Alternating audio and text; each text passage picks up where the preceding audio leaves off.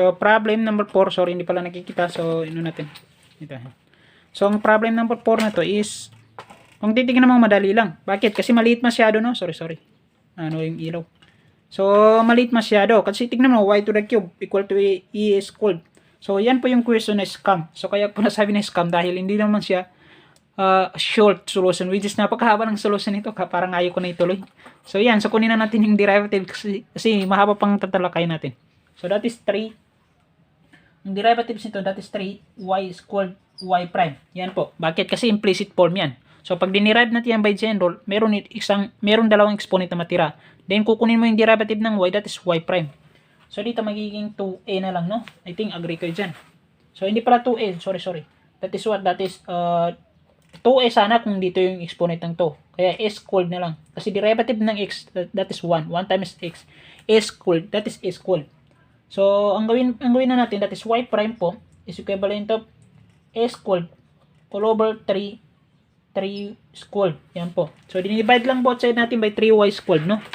So, ang kunin natin yung double y prime. So, double y prime, ang double y prime po nito, is, alam niyo kung paano ginagamit ito. Pag ganito, dinidifferentiate yan by quotient rule, no? So, try nyo i-differentiate yung quotient rule. Pero, ang tips po, wag mong gawin, constant yung y. Pag kunin mo yung derivative ng y, that is y prime yan, no? So, pag ginamitan mo yan ng quotient rule, so, hindi ko na ipapakita yung quotient rule dahil mahaba pa. Kasi totally, napakahaba ng solusyon nito. So, alam ko na bago kayo dumating dito is sa chapter na to is alam nyo na yung kung paano kinukuha yung quotient rule o paano ginagamit yung quotient rule. So, ngayon, ang derivative nito is magiging negative 2a to the 4 all over 9y to the 5, no? I think, agree kayo dyan. Kunin nyo lang by, o kung ngayon, may formula kasi dito na CDB all over b squared. So, ito yung pinakamaliit o pinakamaikling solution. So, i-try nyo yan by formula na yan. So, ang C nyo, that is constant. Then, ang DB is yung sa denominator. So, i-try nyo na lang po. So, yan po yung makukuha nyo sa double y prime.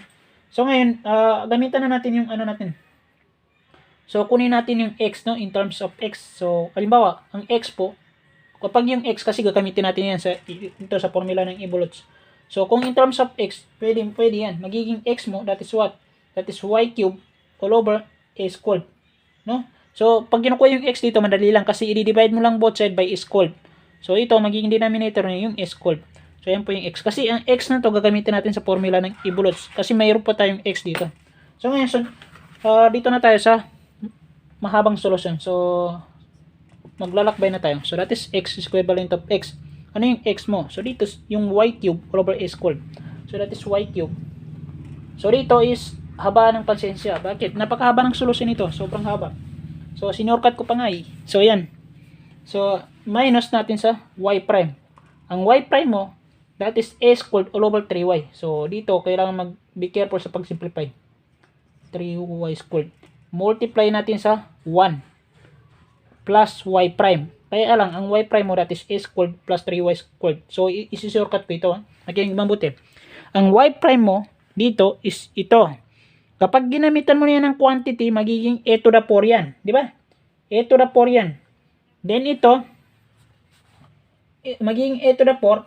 So, di ko na lang shortcut para mas maklaro. Baka yung iba hindi na maintindihan. So, wag na lang natin i-shortcut. That is a squared all over 3y squared quantity. So, ganyan po yan. So, divide natin by double y prime, which is ito. Yung negative 2a to the 4 all over 9y to the 5. Yan. So, ngayon, tignan natin. Simplify natin. By x po, that is x is y to the cube all over a squared, no?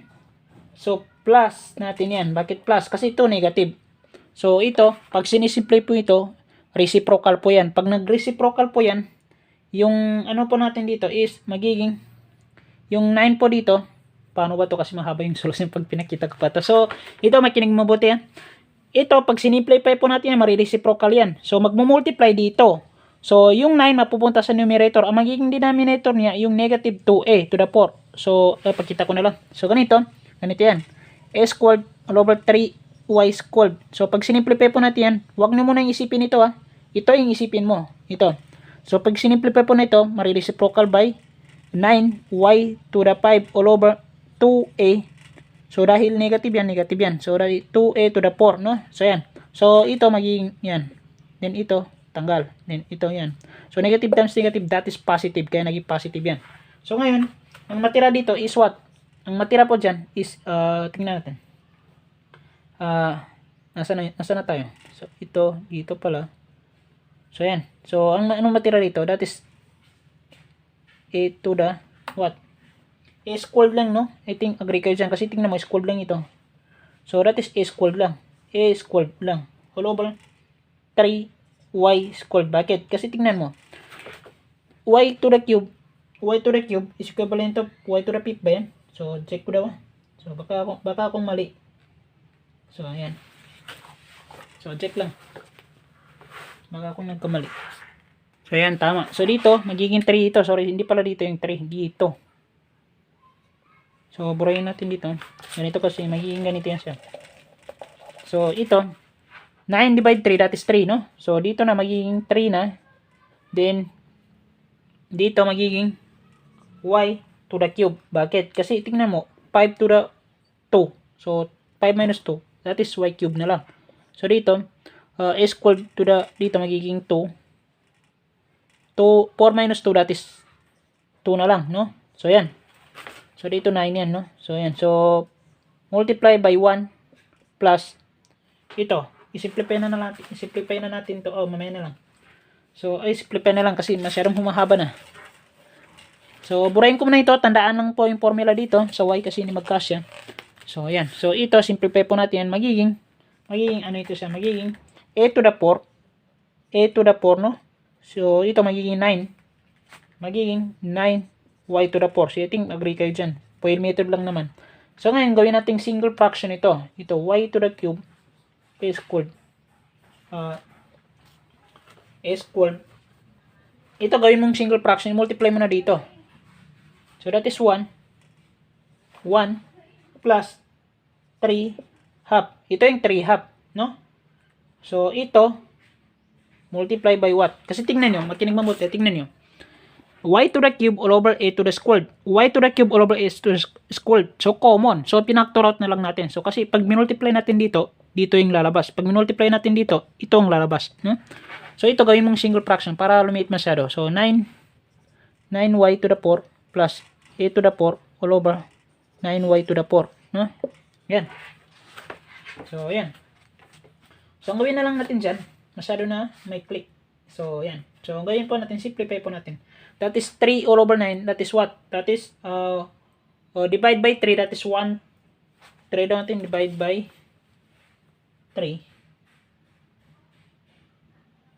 So, gawin natin single fraction pala ito. Sorry. Hindi pala na-simplify. So, ito, 3 over 2. 3, ilo-stir mo lang niya to. So, 3 over 9, that is what? That is 1 over 6. No? So, 1 over 6. So, 1 over 6 pala. So, sorry, hindi pala 1 over 6. 3 over 9, that is 1/3. So, lowest term. 1/3 yan, di ba? 1/3. Tapos, yung 3 dito, multiply mo sa 2, magiging 6 na. So, that is x. Is equivalent of y cube squared. 1 plus dito, magiging 9y to the 4 plus a to the 4 all over 6 na. 6y to the 4. So, kung nagtataka kayo, ganito lang yan. 3 divide 9, that is 1/3. So, 3 divide 2, that is 6. So, ganun lang po yan. So, ngayon, mangyari po dyan, ito, gawin natin single fraction, that is x is equivalent of y cube all over squared. So, 6y to the 4 multiply dito, magiging 6y to the 4. So, magiging dito, i-distribute mo lang yung positive sign, wala naman magbabago. That is 9y to the 4 plus a to the 4, no? So, yan. So, all over natin sa 6y to the 4. So, yan. Hindi pala nakikita, sorry. So, ngayon, malapit na tayo. So, that is x dito. That is x dito na lang, no? So, yan po yung continue. So, yan. X multiply by what? Multiply natin. Ano ba mas simplify natin dito? So, ito, 6y to the 4 multiply dito. Magiging dito sa numerator, magiging 6a squared y to the 4. So, sa numerator naman, ito yung y cube. Makinig mabuti. Ito makukombine mo ito, di ba? So, 6y to the 4 plus natin sa 9y to the 4. Ilan ba? 15. Tama ba? So that is 15 dito. Y to the 4. Then dito naman magiging a to the 4. So yan na. Okay na, no? So yan. So sa y naman tayo, malayo pa tayo, wala pa tayo sa y, sa evolutes ng y. Dito pala, sorry, dito pala hindi na y to the 4 kasi tingnan nyo. Ito pala na-divide na. So dito, y na lang. No, y na lang matira. Na-divide na kasi yan. So yan po yung sa evolutes natin sa x. So doon naman tayo sa y, no? Sa y natin sa evolutes. So medyo mahaba-haba. Ngayon, naintindihan ko na kung bakit yung ibang YouTuber hindi nila po ginagawa yung problem na ganito. Which is, ang sinosolve lang po nila, which is yung mga madali lang dahil alam naman nila na maikli lang yung solution. So, naintindihan ko talaga sila. Kasi, kahit ako, parang ayaw kong isolve nung nakita ko na yung problem. Kasi alam ko na mahaba masyado kahit i-shortcut mo pa yan. Kasi totally, sinurcut ko pa yan. Kung hindi ko yan sinurcut, gagamit pa ako ng mga identities ng algebra, which is, mas lalong hahaba. So, dahil alam na natin yung mga concept nito, sino-shortcut na lang natin, which is pinapaliwanag naman natin kung paano nangyari, no? So yan, so sa y naman tayo, doon tayo sa y ng evolutes. So that is y is equivalent of y, no? So equal to y. So dahil y cube yan, y na lang ilagay natin. So plus natin sa 1 plus y prime. So ang y prime po natin doon is a squared all over 3y squared. Quantity yan, di ba? Dito. So y prime natin, saan ba yun? Ito. All over natin sa denominator na double y prime, that is a to the 4 all over 9y to the 5. So ngayon, ang magiging y po natin dito, that is y is equivalent of ito. Ang gawin mo lang dito, ito ay reciprocal. Ganun sa kanina. Makinig mabuti. Ganun sa kanina. Nung sinimplify po natin yan na reciprocal. So kapag na reciprocal, ito ma-multiply dito sa taas. So 9y to the 5, multiply natin dito. No?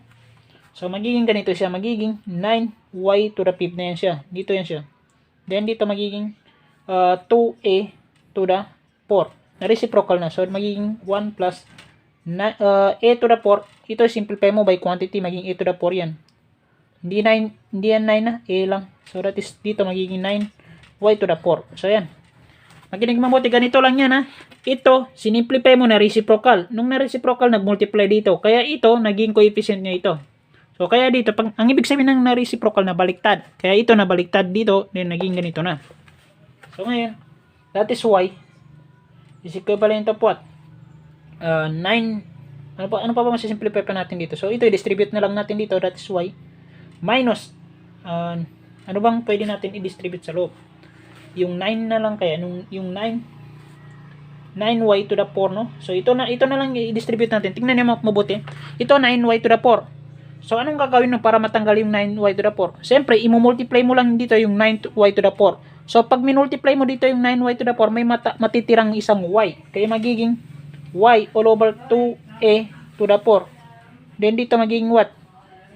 9y to the 4. Dito, plus a to the 4 na lang. So, tanggal yung isa dito, pati dito. No? So, yan. So, ngayon, magiging y mo, that is what? That is y minus simplify na lang natin para masyadong maikli na lang. Yung 2a to the 4, multiply mo dito, gawin mo single fraction. That is y. That is 2a to the 4 y. No? Minus, ito, multiply mo dito, y times y to the 4, that is 9y to the 5. Then dito, multiply mo naman dito, magiging, negative pala ito. Negative pala. So, that is negative. A to the 4, y na lang. All over natin sa 2a to the 4. So, y natin by what? So, ito, tingnan mo. Yung 2a to the 4y minus natin sa, ano ba yung makukumbine natin? Ito, pati ito, no? So, that is what? That is, ito, 2 minus coefficient nito na 1. That is a to the 4 na lang. Y minus 9. Y to the 5. All over natin sa 2a to the 4. So, yan. So, ito na yung magiging sagot natin. Yan na. Yan yung sagot natin sa problem natin sa number 4. Sa y ng evolute. So, proceed po tayo sa number 5. So, I think yung number 5 na yun is mas mahaba pa dito, no? So, thank you po.